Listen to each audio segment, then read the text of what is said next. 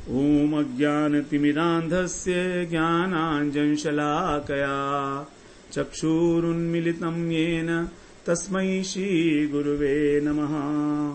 वन्देऽहं श्रीगुरो श्रीयुत्पदकमलं श्रीगुरून् वैष्णवांश्च श्रीरूपं साग्रजातं सहगण रघुनाथान्वितं तं सजीवं साद्वैतं सावधूतं परिजनसहितं कृष्ण चैतन्य देवं श्रीराधा कृष्णपादान् सहगण ललिता श्री विशाखान्वितांश तमादिदेवं करुणानिधानं तमालवर्णं सुहितावतारम् अपार संसार समुद्र सेतुं भजामहे भागवत स्वरूपम्।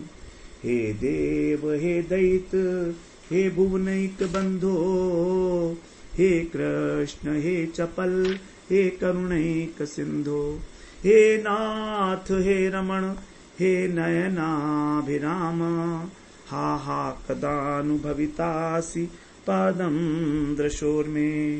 श्री कृष्ण चैतन्य प्रभो नित्यानंद श्री अद्वैत गदाधर शिवसदि गौरभक्त वृंद। हरे कृष्ण कृष्ण कृष्ण हरे हरे हरे राम राम राम हरे हरे। हरे कृष्णा। सर्वप्रथम मैं अपने गुरुपाद पद्म ओम विष्णुपाद अष्टोत्तर शत श्री श्रीमद् भक्ति वेदांत माधव गोस्वामी महाराज के चरण कमलों में अनंत कोटि दंडवत प्रणाम ज्ञापन करता हूँ। हम लोग श्रीमद् भागवत पुराण में तृतीय स्कंध में कपिल देवहूति उपाख्यान के अंदर 29वां अध्याय श्रवण कर रहे हैं, जिसमें भगवान भक्ति योग के विषय में बता रहे हैं। भक्ति योग किस प्रकार से सबसे उत्तम है, केवल भक्ति ही, क्योंकि सांख्य का वर्णन किया भगवान ने, सांख्य का तत्वों का यह आवश्यक है जानना। इसीलिए कपिल देव जी ने यहाँ पर शैश्वर सांख्य कहते हुए पहले प्रकृति और पुरुष तत्व को समझाया कि हमें तत्व ज्ञान हो जाए, that what we are made up of. हमारे जो अलग अलग तत्व हैं शरीर के, वो कैसे कैसे काम करते हैं, उनकी क्या क्या वृत्तियां हैं, मन की वृत्ति क्या है, बुद्धि की वृत्ति क्या है, तो उनकी फंक्शनिंग कैसे होती है, ये सब समझ गए। अब देवहूति जी पूछती हैं कि आप मुझे भक्ति योग का ही विस्तार में बताइए। वही वास्तव में एक साधन है, क्योंकि अज्ञान के अंदर सभी लोग जो हैं वो झूठे अहंकार में और ग्रसित हो रहे हैं, माया में पड़े हुए हैं, तो उसका एक साधन आप मुझे बताइए। तो कपिल देव जी कहते हैं देखो, भक्ति ही है एकमात्र साधन, और भक्ति भी शुद्ध भक्ति जो अहेतुकी है और अव्यवहिता है, किसी प्रकार का कोई बाधा नहीं है उसमें, निरंतर चलती है स्वाभाविक रूप से, है ना, और कोई कामना नहीं है, अहेतुकी है। और कैसे होगी वो प्राप्त, उसको भगवान ने बताया कि मदगुण श्रुति मात्रेण, मेरे गुणों का श्रवण करने मात्र से धीरे धीरे जब हृदय शुद्ध हो जाता है तो भक्ति उदय हो जाती है। उसके लिए फिर अनेक प्रकार के साधन बताए भगवान ने कि नित्य नैमित्तिक धर्मों को हमें निष्काम भाव से उसका पालन करना, शास्त्रों का चिंतन करना, उसका भगवान का जो श्री विग्रह का दर्शन स्पर्शन अर्चन वगैरह करना, महत् पुरुषों का सम्मान करना, नाम संकीर्तन करना। इस प्रकार से बताया कि जैसे गंध और पुष्प से वायु का आश्रय लेकर नाक तक पहुंचती है, वैसे ही इन सभी उपायों का आश्रय लेकर जो है भक्त भगवान को प्राप्त कर लेता है। फिर बता रहे हैं कि वास्तव में जो मेरी अर्चा विग्रह की सेवा करता है और अन्य प्राणियों के प्रति दोष बुद्धि तिरस्कार अपमान करता है, वो केवल ढोंग मात्र है, केवल ढोंग है वो। मेरी कभी भी तिरस्कार अन्य प्राणियों के अंदर मैं अवस्थित हूं साक्षात हृदय में उनके, तो कभी भी मेरा तिरस्कार करके शांति प्राप्त नहीं कर सकता वो। इस प्रकार से तो जब तक हमें इस प्रकार का भाव प्राप्त न हो जाए कि मेरे अंदर जो भगवान बैठे हैं और सबके अंदर जो भगवान बैठे हैं वो एक ही हैं, सबके अंदर भी वही भगवान है जो मुझ में है, तब तक अर्चा विग्रह का सेवन करता रहे, अर्चा विग्रह का सेवन करे, जिसको भगवान ने अर्चन भक्ति बताया प्रहलाद जी ने 7वें स्कंद में। तो इस प्रकार से जो अंतर देखता है अपने में और दूसरे में, उसके लिए भगवान कहते हैं मैं मृत्यु रूपी महान भय उपस्थित कर देता हूं। अपने बड़ों का आदर करे, छोटों के ऊपर कृपा करे, बराबर वालों के साथ मैत्री भाव रखे, सबका यथा योग्य सम्मान करे, दान इत्यादि देकर उनकी आवश्यकताओं को पूरी करके इस प्रकार से फिर बता रहे हैं कि जो अनेक प्रकार के प्राणी चेतन और अचेतन इस संसार में दिखते हैं उनमें क्या तारतम्य है। तो जैसे एक तिनका पड़ा हुआ है जमीन के ऊपर, टूटा हुआ है, खुश्क सूखा हुआ, तो वो उससे श्रेष्ठ है वो वाला तिनका जो अभी लगा हुआ है, सजीव, जिसके अंदर प्राण है, जो बढ़ रहा है। उस तिनके के अपेक्षा जो पत्थर है वो श्रेष्ठ है। पत्थर से पर्वत श्रेष्ठ है, पर्वतों से वृक्ष श्रेष्ठ है, वृक्ष से फिर मछली इत्यादि जो गंध को ग्रहण करते हैं। तो देखिए सबसे पहले गुण बताया गंध, जो पृथ्वी का गुण है। उसके बाद फिर गंध को ग्रहण करने के बाद फिर बताते हैं नहीं रस को ग्रहण करने वाली है मत्स्य, मछली, जो जल का गुण है। उसके बाद फिर गंध, भ्रमर। उसके बाद फिर बताया सर्प, जो शब्द को सुन सकता है, उसके अंदर श्रवणेंद्रिय भी है। तो किस प्रकार से धीरे धीरे एक एक इंद्रिय जो है वो उत्कृष्ट होती चली जाती है। अब 30वें श्लोक में बोलते हैं ततो वर्णा, 30वें श्लोक में बोलते हैं रूप भेद विदस्तत्र ततश्चो भयतोदतः तेषां बहुपदा श्रेष्ठास चतुष्पादस्ततो द्विपाद। सर्प की अपेक्षा जो रूप का अनुभव करते हैं, यहां पर अग्नि तत्व आ गया, इस प्रकार के जो कौवे इत्यादि हैं वे श्रेष्ठ हैं सर्प से। और उनसे ऊपर जो ऊपर और नीचे के 2 पंक्ति वाले दांत हैं जिन जीवों के, वो श्रेष्ठ हैं, जिनके 2 ऊपर नीचे के दांत हैं। उसके बाद उनकी अपेक्षा जो बहुत पैरों वाले जीव हैं वो श्रेष्ठ हैं। और उसकी अपेक्षा 4 पैरों वाले जो जीव हैं, तो बहुत पैरों वाले से श्रेष्ठ हैं 4 पैरों वाले, और 4 पैरों वाले से जो श्रेष्ठ हैं वो 2 पैर वाले। तो मनुष्य जो है 2 पैर वालों है। तो यहां पर हम मनुष्य लेवल तक आ गए। किस प्रकार से आगे कहते हैं 31वें श्लोक में ततो वर्णाश चत्वारस तेषां ब्राह्मण उत्तमः ब्राह्मणेषु वेदज्ञो यर्थज्ञोऽभिधिकस्ततः। अब 2 पैर वाले जो मनुष्य हैं उनमें भी ब्राह्मण, क्षत्रिय, वैश्य और शूद्र, ये 4 वर्ण श्रेष्ठ हैं। क्योंकि जो वर्ण में नहीं है उसको अंत्यज बोलते हैं, यमन। तो ये चारों जो वर्ण हैं वो श्रेष्ठ बताए गए हैं। ततो वर्णाश चत्वार, और इसमें ब्राह्मण सर्वप्रधान है। और ब्राह्मणों के अंदर भी जो वेदज्ञ हैं, वेदज्ञ ब्राह्मण, ब्राह्मणेषु अपि वेदज्ञ। और वेदज्ञ ब्राह्मण से भी जो है इंपॉर्टेंट, जो वेद के तात्पर्य को जानते हैं, अर्थ को जानते हैं, वे अधिक श्रेष्ठ हैं। 32वें श्लोक में बोलते हैं अर्थ ज्ञात संशय छेत्ता ततः श्रेयान् स्वधर्मकृत मुक्त संगस्ततो भूयान अधोग्धा धर्ममात्मनः। जो अर्थ जानने वाले ब्राह्मण हैं, वेदज्ञ ब्राह्मण, वे उनसे भी जो श्रेष्ठ है वो है संशय छेत्ता, जो तत्व संबंधी जिज्ञासाओं, शंकाओं, संशयों को छेदन करने वाला, अर्थात मीमांसक। वेदों के अंदर जो अनेक प्रकार के तत्व बताए गए हैं कर्म कांड के अंदर, तो एक कर्म मीमांसा है। तो कर्म मीमांसा वाले जो है, मीमांसा का मतलब है कि संशय को छेदन कर सके किसी भी प्रकार का, कि भाई इस कर्म के अंदर क्या दोष है और इसका क्या गुण है, ये बताने वाला। ततः श्रेयान, उससे श्रेष्ठ है स्वकर्मकृत, जो अपने वर्णाश्रम धर्म का पालन करता है, वर्णाश्रम धर्म में रत है ऐसा ब्राह्मण। और उस स्वधर्म निर्वाह करने वाले ब्राह्मण की अपेक्षा जो है विषयों में आसक्ति रहित मुक्त संगह। वर्णाश्रम धर्म का पालन करने से भी इंपॉर्टेंट बात हो गई कि किसी प्रकार की कोई कामना नहीं है, विषयों की आसक्ति नहीं है, क्योंकि निष्काम होने के कारण जो है उसमें फल सिद्धि की लालसा नहीं होती किसी प्रकार की। 32वें श्लोक में ये बात बताई गई कि वो किसी भी वस्तु की जो है वो इच्छा नहीं करता, कामना नहीं करता विषय की। अब 33वें श्लोक में बोलते हैं तस्मान मय्यर्पिता शेष क्रियार्थात्मा निरंतरः मय्यर्पितात्मनः पुंसो मयि संन्यस्त कर्मणः न पश्यामि परम भूतम अकर्तु समदर्शनात्। यहां कह रहे हैं कि जो व्यक्ति अपनी सभी चेष्टाओं को, अपनी सभी क्रियाओं का जो फल है और अपने शरीर को भी मुझे अर्पित कर देता है, अशेष क्रियार्थ, संपूर्ण क्रिया, और आत्मा का मतलब है अपना शरीर, अपना मन, अपनी बुद्धि, सब कुछ। मई अर्पित, मुझ में अर्पण करने वाला जो है वो श्रेष्ठ है। इस प्रकार का व्यक्ति, ये हो गया हमारा निष्काम कर्म योग। मई अर्पित, तो उसने क्या किया है कि जिसने मुझ में अपना चित्त लगाया हुआ है, आत्मन है पुंसाम, मुझ में लगा हुआ चित्त वाला जो पुरुष है, उसने मई संन्यस्त, सारे के सारे कर्म जो है मुझे दे दिए हैं, कर्म अर्पित कर दिए हैं। तो समदर्शनात् अकर्तु परम भूत न पश्यामि, भगवान कह रहे हैं कि मैं इस प्रकार का जो समदर्शी पुरुष है और जो अपने को अकर्ता समझता है, उससे श्रेष्ठ मैं कोई नहीं देखता। तो वो ये जानता है कि भगवान ही सभी कर्मों के भोक्ता हैं, सभी यज्ञों के स्वामी हैं। अहम ही सर्व यज्ञानां भोक्ता च प्रभुरेव च, भगवान ने गीता में कहा है, घोषणा की है कि मैं ही सभी यज्ञों का कर्ता हूं, भोक्ता हूं, प्रभु हूं, स्वामी हूं। तो ये जानकर वो सभी कर्म जो है मुझे समर्पित करता है।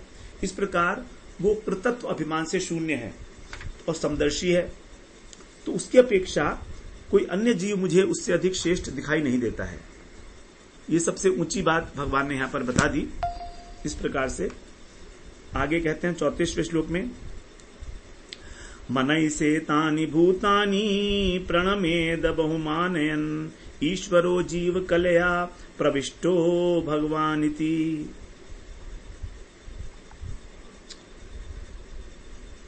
जीव कलया अर्थात जीव के रूप में भगवान का अंश, कलया का कला का अर्थ होता है अंश भगवान का। तो ईश्वर है, भगवान है कि जीव के रूप में भगवान ही अपनी अंश से समर्थवान भगवान, ईश्वर है भगवान, प्रविष्ट है, इसके अंदर प्रविष्ट है, ऐसा समझकर इति बहुमानयन, उसको बहुत मान सम्मान करते हुए, उसको श्रेष्ठ मानते हुए, एतानि भूतानि, इन सब प्राणियों को मनसा प्रणमेत, मन से प्रणाम करना चाहिए प्रत्येक व्यक्ति को, क्योंकि प्रत्येक व्यक्ति के अंदर भगवान जो है अंतर्यामी के रूप में विराजमान है।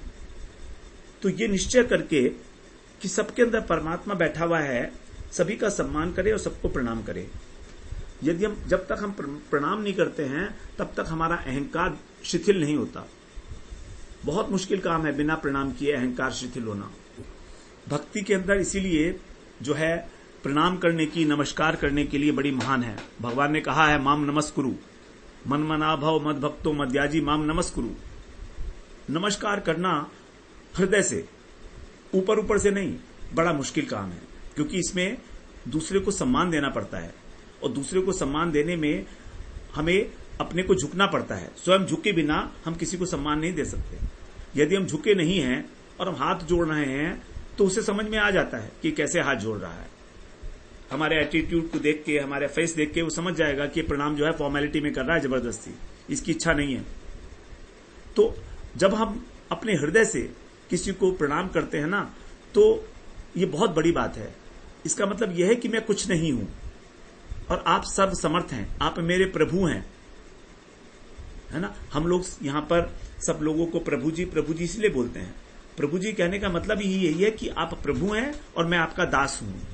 ये कहा नहीं जाता कि मैं आपका दास हूं, लेकिन वास्तविकता यही है, क्योंकि जब आप प्रभु हैं तो मैं दास हूं।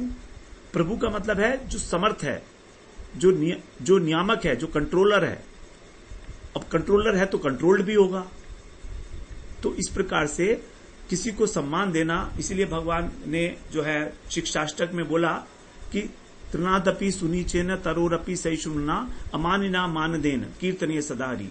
मानदेन को उन्होंने चौथी कैटेगरी में रखा, जो चौथी योग्यता में, जो सबसे मुश्किल काम है।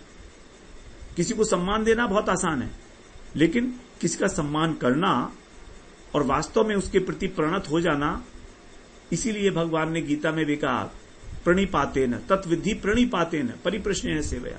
पहले प्रणिपात करो, पहले शरणागत हो जाओ, अपनी विद्वत्ता का अहंकार खत्म करके तब जो है हम किसी से ज्ञान प्राप्त कर सकते हैं। तो अपने को झुका दो, मन से झुका दो, कम से कम। अगर सिर से नहीं झुका सकते व्यवहार में, भगवान तो कह रहे हैं सभी प्राणियों को झुकाओ, सभी प्राणियों को प्रणाम करो। आगे 11वें स्कंद में भी ये बात कही जाएगी कि चांडाल पर्यंत सभी प्राणियों को प्रणाम करना है, साष्टांग प्रणाम करना है। 11वें स्कंद में भगवान बताएंगे आगे। तो क्योंकि प्रत्येक हृदय में भगवान विराजमान है, ये बड़ी गहराई, हम जानते हैं इस बात को लेकिन स्वीकार नहीं करते। बस यही है हमारा आनंदा। और पूरी भागवत में इस बात के ऊपर बहुत जोर दिया गया है, गीता में भी यही कहा गया है अनेकों स्थानों के ऊपर। तो जो प्रणाम है, ये जब नमस्कार शब्द है नौ मौ, अर्थात मैं नहीं हूं, अब आप ही हैं। नौ मौ, नौ प्लस मौ, मौ माने मैं नहीं हुआ, मेरा अहंकार नहीं है, जो है वो आप हैं, मेरे स्वामी हैं आप। तो ये बात कह देनी, तो कहते हैं चाहे सर से झुकाओ चाहे मन से झुकाओ, झुकाओ तो उससे कम से कम एक अभ्यास तो बनेगा। अब जैसे मान लीजिए अग्नि है, अग्नि की हमें पूजा करनी है, तो अग्नि तो एक बहुत विशाल तत्व है, पंच महाभूत है, पूरे संसार के अंदर अग्नि व्याप्त है। अब कैसे करेंगे अग्नि की पूजा? हम क्या करते हैं, एक छोटा सा दीपक जला के और उसकी पूजा कर लेते हैं। तो वो छोटा सा दीपक जो है वही पूरी अग्नि को रिप्रेजेंट कर रहा है। उसी प्रकार से इस ब्रह्मांड के अंदर प्रत्येक जीव भगवान को ही रिप्रेजेंट कर रहा है, क्योंकि भगवान उसके अंदर हृदय में स्थित है। तो छोटी सी चीज का ही हम लोगों ने पूजा कर ली तो समझिए भगवान की पूजा हो गई। तो इस प्रकार प्रत्येक व्यक्ति के प्रति सम्मान का भाव, नम्रता का भाव रखते हुए और सबका सम्मान करते हुए हमें भगवान की पूजा करनी चाहिए। सबसे बड़ा गुण है भक्त का दीनता। बिना दीनता के भगवत प्रेम की प्राप्ति होती ही नहीं है। वैष्णवों का भूषण ही है दीनता, अत्यंत दीनहीन। अब यहां पर जो दीनता है वो कपटी दीनता नहीं है, निष्कपट भाव वाली दीनता है। और हमारी क्या होती है, कपट पूर्वक दीनता होती है। हम लोग करते तो हैं सबको प्रणाम, खूब करते हैं, लेकिन मन मन में नहीं करते, मन से कुछ और सोच रहे हैं। पता है ना कि करना पड़ेगा वरना मुश्किल हो जाएगी, नियम है।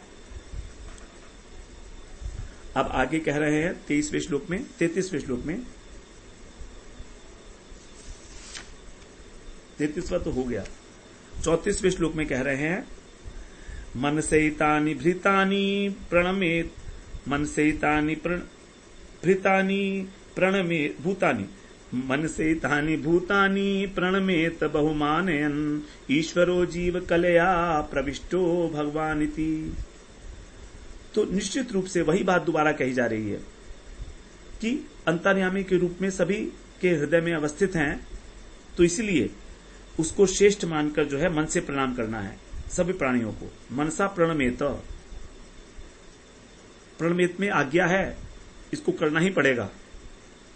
35वें श्लोक में बोलते हैं भक्ति योगश्च मया मान व्युदीरतः ययोरेक तरेणैव पुरुषम ब्रजेत। यहां कह रहे हैं हे भक्ति योग है च योगश्च, यहां कह रहे हैं हे मनुपुत्री मानवी उदीरितः। तो हे मनुपुत्री, मया माने मैंने, भक्ति योग का और योग का, यहां पर योग का अर्थ है अष्टांग योग, इन दोनों का मैंने विषय में तुम्हें वर्णन किया। उदीरितः, उदीरित माने वर्णन करना, तो मैंने तुम्हें भक्ति योग का और अष्टांग योग का वर्णन किया। इन दोनों में से, ययो माने जिनमें से, एक तरेण, केवल एक के द्वारा ही, पुरुषम ब्रजेत, जो मनुष्य है, पहले वाला का अर्थ है पुरुष मनुष्य, पुरुषम माने भगवान परमेश्वर, तो उस परम पुरुष की, और ब्रजेत माने प्राप्त किया जा सकता है, पहुंचा जा सकता है। तो भक्ति योग और अष्टांग योग दोनों को, और दोनों को मिला दिया जाए तो बहुत ही अच्छा है।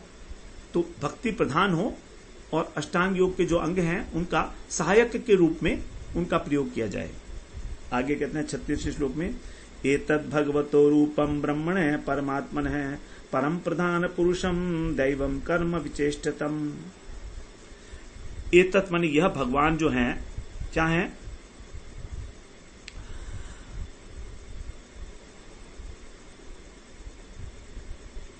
और प्रकृति, प्रधान का मतलब है प्रकृति, तो प्रकृति और ये भगवान पुरुष, ये और कर्म चेष्टा, तीन है ये चीजें, परम, प्रधान और पुरुषम।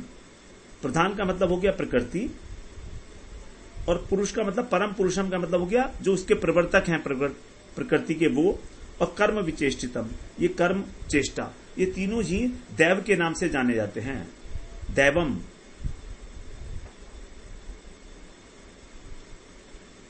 उसके बाद आगे कहते हैं रूप भेदास्पदम दिव्यम काल इति अभिधीयते भूतानाम महदादीनाम यतो भिन्न दृशाम भयम। देवहूति जी ने पूछा था काल का स्वरूप बताइए, तो उसके विषय में यहां कह रहे हैं कि वस्तुओं का जो अनेक प्रकार का रूप है, वस्तु विकार को प्राप्त होती है तो उसका अनेक प्रकार के रूप हो जाते हैं किसी भी वस्तु के। तो ये जो उसका अद्भुत प्रभाव है उस परम पुरुष का, यही वास्तव में काल है, अथवा दैव का कहिए अद्भुत प्रभाव जो है। तो वस्तुओं के अंदर विकार आना जो है वही काल है, क्योंकि यदि समय नहीं होगा तो विकार नहीं आएगा। जैसे हमने बीज बोया पेड़ जमीन में, तो पेड़ बनने में समय लगेगा, काल है। अगर काल नहीं होगा तो विकार नहीं है। तो प्रत्येक वस्तु जो है वो विकार को प्राप्त होती है, बढ़ती है, घटती है, इसमें काल ही एकमात्र कारण है। और इसी काल से सभी लोगों को, जितने देवता हैं, मनुष्य हैं, जो भेददर्शी हैं, भिन्न दृशाम, ये हमेशा जो है डरते रहते हैं। जन्म मरण इत्यादि रूपी भय लगा रहता है इनको। देवताओं को भी डर लगा रहता है कि हम मर जाएंगे। ऐसा नहीं है देवता सोचते हैं हम हमेशा जिंदे हैं। तो जितने भी देवता हैं, जितने भी मनुष्य हैं, इन सबको कहा गया भेददर्शी। इस प्रकार से यहां पर काल का जो है परिभाषा बताई भगवान ने कि काल क्या है और इससे होता क्या है। सबको इससे भय होता है। और तीन चीज जो बताई, प्रकृति,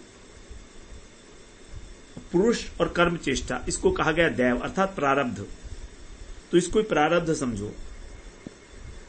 और जो महत्त्वादी तत्व है, महाभूत हैं, उनके अंदर जो रूप का भेद दिखाई देता है अलग अलग प्रकार का, सभी शरीर, सबके शरीर अलग अलग हैं, तो उसका जो कारण है दिव्यम, दिव्य का अर्थ है यहां पर कारण, तो उसका जो कारण है वही है काल। 38वें श्लोक में बोलते हैं यो अंत प्रविश्य भूतानि भूतैरत्यखिलाश्रय स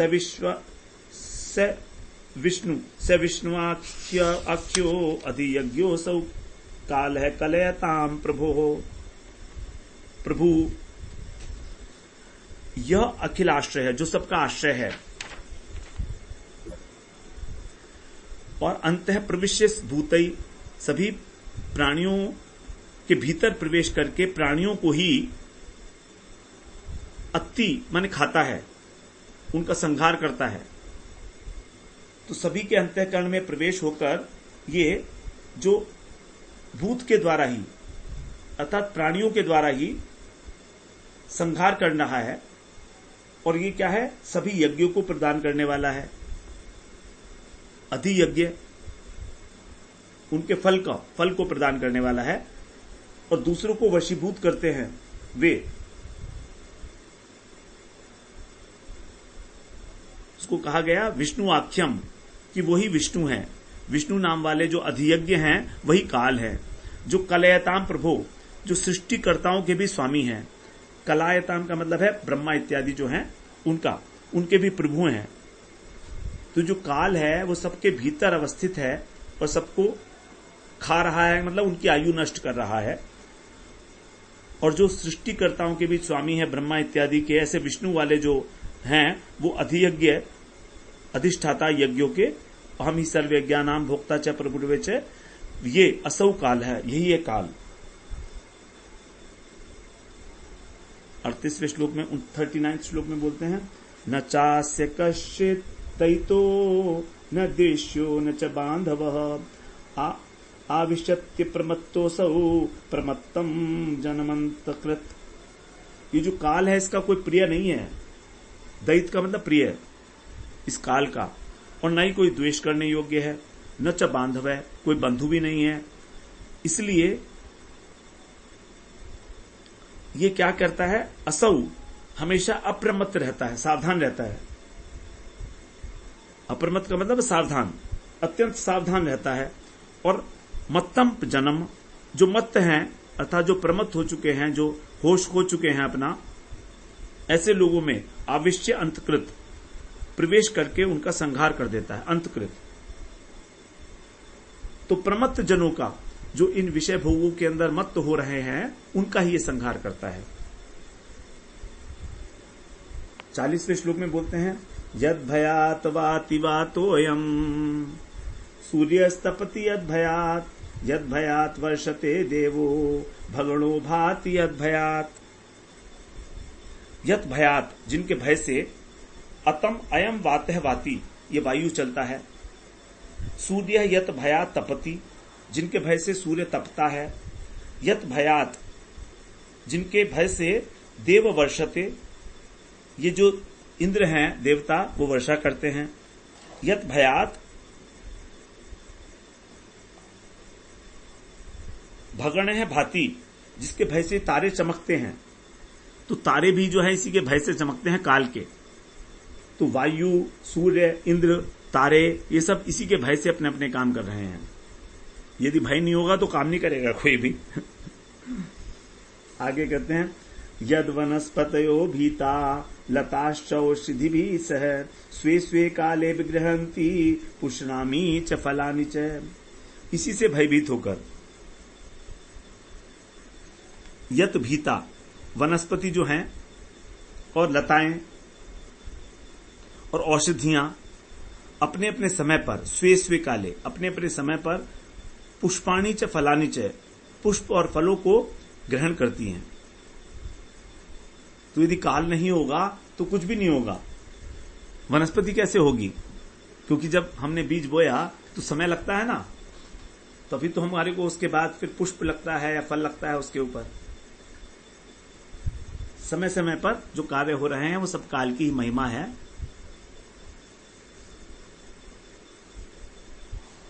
आगे कह रहे हैं 42वें श्लोक में, स्रवंति सरितो भीता नो सरपति,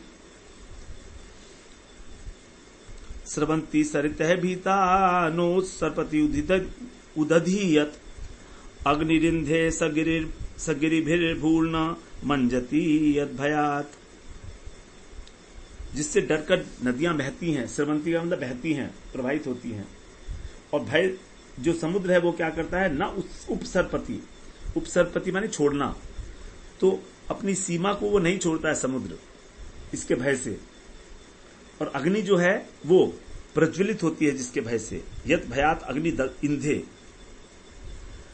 सगरी भी भूने मंचती, गिरी का मतलब होता है पर्वत, सामान्य सहित। तो पर्वतों के साथ ये पृथ्वी डूब क्यों नहीं जा रही है?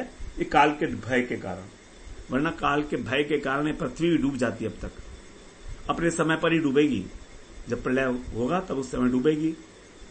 तो ये सब काल का ही जो है वो है कार्य।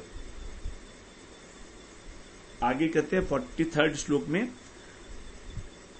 नभो ददाति श्वसताम पदम यन्यमाददः लोकम स्वदेहम तनुते महान सप्तभिरावृतम। यत नियम आददः, जिन नियमों को स्वीकार करके, नभः श्वसताम, आकाश जो है वो श्वसताम, जो श्वास लेने वाले प्राणी हैं, पदम ददाती, उनको स्थान देता है। श्वास प्राणियों को श्वास प्रश्वास क्रिया के लिए अवकाश, खालीपन चाहिए ना। पदम का मतलब है अवकाश, खाली स्थान। तो यदि खाली स्थान नहीं होगा, किसी कमरे में जाइए और वहां पर गेहूं भरा हुआ है पूरा, तो वायु वहां पर ठहरेगी नहीं। वायु बाहर है तो वहां पर आदमी मर जाएगा। तो ये जो आकाश है ये उनको अवकाश देता है, उनको स्पेस देता है तो श्वास लेने के लिए। और महान सप्त भी आवृतम, महान का मतलब महत्त्व, तो महत्त्व इत्यादि जो महत्त्व है, पृथ्वी है, ये सब 7 आवरणों से आवृत हैं। 7 आवरणों से। तो ये जो अहंकारात्मक है अपनी देह, इसका अनेक प्रकार के लोकों के रूप में विस्तार करता है। तो यहां पर कह रहे हैं कि जो पृथ्वी इत्यादि तत्व हैं वो सभी 7 प्रकार के आवरणों से युक्त हैं, क्योंकि हमारे ब्रह्मांड के बाहर भी आवरण है, 7 प्रकार के आवरण है। सबसे पहला आवरण पृथ्वी का है ब्रह्मांड के बाहर, और उसके बाद फिर जल का है। सभी 10-10 गुने परिमाण वाले हैं। हम लोग पहले भी श्रवण करा है ये बात। तो पृथ्वी के बाद जल है, फिर अग्नि है, फिर वायु है, फिर आकाश है, उसके बाद फिर महत्तत्व है और अहंकार है, महत्तत्व है, प्रकृति है। ये तो इस प्रकार से ये है भय काल के कारण ही सारा हो रहा है। 44वें श्लोक में बोलते हैं, गुणाभिमानिनो देवा सर्गादिषु अस्य यद भयात् वर्तन्ते नुयुगम येषाम वश एतच्चराचरम। यत भयात्, जिनके गुण से, जो गुण अभिमानिन है, गुणों के जो अभिमानी देवता हैं, जैसे 3 प्रकार के गुण हैं, सत्व, रज और तम। तो सत्व गुण के जो नियंता हैं और रजोगुण के जो नियंता हैं वो कौन है? ब्रह्मा जी। तो ब्रह्मा इत्यादि जो देवता हैं, यहां पर सत्व को नहीं लिया जाएगा गुण में, क्योंकि वो विष्णु तत्व हैं सत्व वाले। तो यहां पर 2 गुणों को लेंगे हम लोग, कि जो सृष्टि इत्यादि के अर्थात रजोगुण के नियंता हैं, रजोगुण जिन्होंने अंगीकार करके इस जगत की सृष्टि की है, ऐसे ब्रह्मा जी भी, अथवा जिन्होंने तमोगुण अंगीकार किया है, ऐसे महेश। तो ये भी काल से भयभीत होकर और इस विश्व की रचना को अनेक अस्य सर्गादिषु, इस संसार के जो सृष्टि का कार्य है वो अनुयुगम, निरंतर प्रत्येक युग के अंदर, और वर्तनते, व्यवहार करते हैं, अर्थात प्रवृत्त होते हैं अपने अपने कार्य में। तो युगों के अनुसार जो है, चतुर्युग है ना, पहले सतयुग आता है, फिर त्रेता आता है, फिर द्वापर, फिर कलयुग, उसके बाद फिर सतयुग। तो ये क्रम जो है युगों का चलता रहता है। तो ये जो कार्य किया जाता है सृष्टि संबंधी ब्रह्मा जी के और शिव जी के द्वारा, ये भी जो है भय से किया जा रहा है, काल के भय से ही। यहां पर सत्व को नहीं कहा, क्योंकि विष्णु जो है वो साक्षात चिन्मय श्री विग्रह, उनका सच्चिदानंद है, तो इसलिए वो काल की सीमा में नहीं है, वो भगवान तत्व है, वो भगवत तत्व है। 45वें श्लोक में बोलते हैं, सो अनंतोऽन्त करः कालोऽग्नादिरादिकृत व्ययः जन्म जनेत जनयन मारयन मृत्युनांतकम। जो काल और क्या क्या करता है? अंत करह, सबका अंत करता है। स्वयं कैसा है? ये अनादि है, अनंत है और अव्यय है। स अनंत हो, अनंत है माने अनंत है, और अंत कर है, सबका अंत करने वाला है। काल फिर क्या है? कालो अनादि, अनादि है, और अनादि होते हुए सबका आदिकृत है, अर्थात सबका प्रारंभक है, सबको उत्पन्न करता है। अव्यय, अविनाशी है, और अविनाशी होते हुए भी जनेन जन्म जनयन, लोगों से ही लोगों को उत्पन्न करता है। और मृत्युना अंतकम मारयन, और मृत्यु से यमराज तक को भी, अंतकम यमराज को कहा जाता है अंतक, तो यमराज तक का जो है संहार कर देता है मारयन। तो क्योंकि यमराज जो है वो भी तो हमारे ब्रह्मांड में ही आता है ना, और ब्रह्मा जी की सृष्टि का ही एक लोकपाल है। इंद्र, कुबेर, वरुण इत्यादि जितने हैं, यमराज, ये सब लोकपाल हैं, इस सृष्टि के अंदर नियामक है, वो कंट्रोल करने के लिए इनको बनाया गया है। तो कह रहे हैं अंतकम, उस यमराज को भी जो है मारयन माने मार देता है। तो काल जो है 3 इसके विशेषण बताए। स्वयं क्या है? अनादि है विद रिस्पेक्ट टू टाइम, अनंत है विद रिस्पेक्ट टू स्पेस, और अव्यय है, अविनाशी है, किसी प्रकार का इसके अंदर विनाश नहीं है इस काल के अंदर। जैसे भगवान, क्योंकि भगवान की चेष्टा बताई गई है काल, अन्य स्थान पर हम लोग श्रवण करेंगे काल के विषय में, और कि भगवान की जो चेष्टा है वही है काल। अर्थात यदि चेष्टा नहीं होगी तो किसी भी प्रकार का कार्य संपादन ही नहीं होगा, किसी प्रकार की कोई उत्पत्ति ही नहीं होगी, क्योंकि जब भी इस संसार में कार्य कारणात्मक जो जगत है, यहां पर जिस वस्तु की भी सृष्टि होगी उसमें कुछ समय तो लगेगा, फिर समय लगेगा, उसके बाद स्थिति होगी कुछ समय तक, उसके बाद फिर उसका अंत होगा। तो ये सब काल के सापेक्ष है। तो ये सब काल से ही प्रभावित होकर जितनी भी क्रियाएं हो रही हैं इस जगत में, व्यष्टिगत कहो या समष्टिगत कहो, ये सारी की सारी काल के ही विषय में है। तो काल के विषय में भगवान ने बड़ा विस्तृत रूप से यहां पर बताया। और इससे पहले भक्ति योग को ही भगवान ने प्रतिपादित किया कि भगवत प्राप्ति का एक ही उपाय है, और उसके लिए ही जो है अनेक प्रकार के उपायों का भी वर्णन किया यहां पर, कि इस उपाय से अगर हम आप करेंगे तो हमारी भक्ति शीघ्रता से बढ़ेगी। जैसे उपदेशामृत में बताया है कि किस प्रकार से हमारी भक्ति नष्ट हो जाती है, किस प्रकार से हमारी भक्ति बढ़ती है, तो उसी प्रकार जो है यहां पर डिटेल में बताया गया, वहां पर उसको सूत्र रूप में बताया गया अन्याभिलाषता शून्यम के अंदर, और फिर व्याख्या उसकी की गई आगे 64 श्लोकों के 64 भक्ति के अंगों के रूप में। तो इस प्रकार से जो शुद्ध भक्ति है वही वास्तव में भगवत प्राप्ति का एकमात्र साधन है, ये यहां पर प्रतिपादित होता है 29वें अध्याय से। फिर अब हम आगे सत्र में 30वें अध्याय में प्रवेश करेंगे, जिसमें जो देवहूति जी ने पूछा था प्रश्न कि गति के विषय में बताइए आप, कि अलग अलग प्रकार के जो लोग हैं अलग स्वभाव वाले, उनकी गति क्या होती है। तो यहां पर आगे तामसिक गति के विषय में भगवान वर्णन करेंगे कि किन लोगों को तामसिक गति, जो अत्यंत आसक्त हैं अपने देह में, अपनी पुत्री में, अपने स्त्री के अंदर, मान सम्मान में, संसार में, उनको जो है तामसिक गति होती है उनकी, उसका वर्णन यहाँ 30वें अध्याय में किया जाएगा। अगले वांछा कल्पतरुभ्यश्च कृपा सिंधुभ्य एव च पतितानां पावनेभ्यो वैष्णवेभ्यो नमो नमः।